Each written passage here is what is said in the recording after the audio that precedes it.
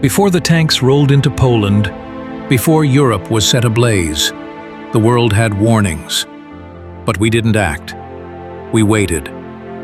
And in that silence, fascism learned to roar. Berlin, 1933. A city rebuilding, but from shame. Germany had lost the Great War. The Treaty of Versailles had left it humiliated, gutted economically, politically paralyzed.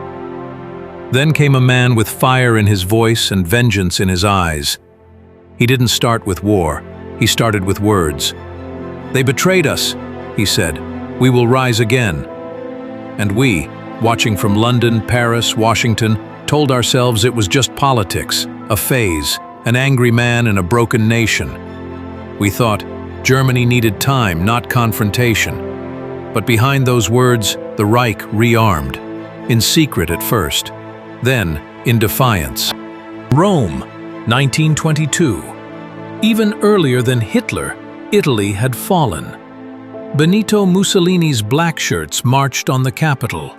The king handed him power to avoid chaos. What he got instead was something darker. Fascism was born here, not in Berlin. It promised glory. It fed on fear. Mussolini crushed dissent, muzzled the press, and declared, "The state is everything." And we thought, maybe it's just an Italian thing, an experiment, an oddity. But fascism was not contained. It was contagious. By 1935, Mussolini invaded Ethiopia, a sovereign African nation, claiming empire, spraying poison gas from the skies. And the world? We wagged fingers. The League of Nations condemned. But no one stopped him. Tokyo, 1931. Japan had industrialized rapidly, but its military believed conquest, not cooperation, was its destiny. It began with Manchuria. With a false flag attack, Japan seized Chinese territory overnight. China protested. The League held meetings. Japan walked out. No consequences. We thought, too far away, too complicated, not our problem. But Tokyo had learned what Rome and Berlin were learning too. The world would not stop them. Paris, London, Washington? The West had barely crawled out of the Great Depression. Memories of World War I's horrors still throbbed. No one wanted another war. Not again. Not so soon. So, we looked away. When Germany reoccupied the Rhineland in 1936, against every treaty it had signed, we did nothing. When Italy bombed Ethiopia, we protested. When Japan shelled Shanghai, we shook our heads. When Hitler annexed Austria in 1938, we called it inevitable. We thought, maybe if we give them what they want, they'll stop. Neville Chamberlain, peace for our time. Appeasement wasn't cowardice, not at first. It was desperation, a hope that logic could tame madness. But fascists don't stop. They escalate. Czechoslovakia was next. Then demands grew. Then lies. It was no longer about Germans uniting Germans. It was about empire. We thought, now, surely now, they'll draw a line. But who would? America was isolationist, Britain unprepared, France divided. The fascists had no such doubts. Summer, 1939. The skies were calm, but the ground trembled. In Berlin, orders were drafted. In Warsaw, children played.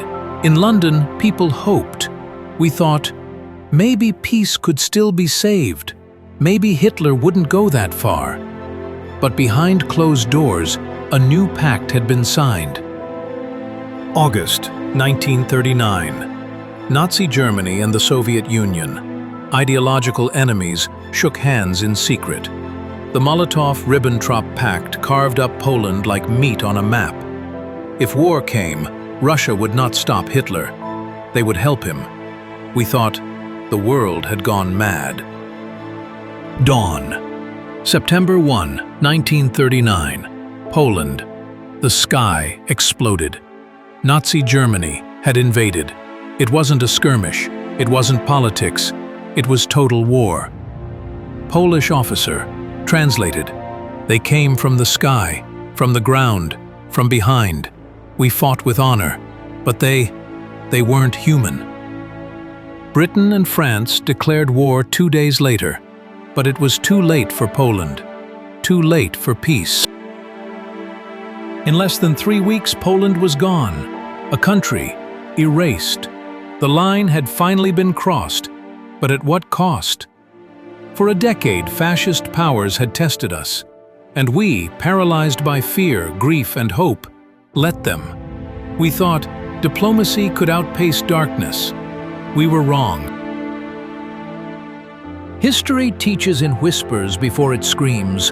The story of how World War II began isn't just about tanks and treaties. It's about silence, about hesitation, about what happens when truth is bent slowly until it snaps. And today, who's watching now? Who's waiting too long? Because tyranny doesn't begin with gunfire. It begins with applause. The fuse has been lit. Episode 6 begins not with a warning, but with war. Welcome to the Second World War. If you believe military history shaped our world, then you've already joined the force. Hit like, subscribe, and share the mission. Shadow Force continues, and the next chapter awaits.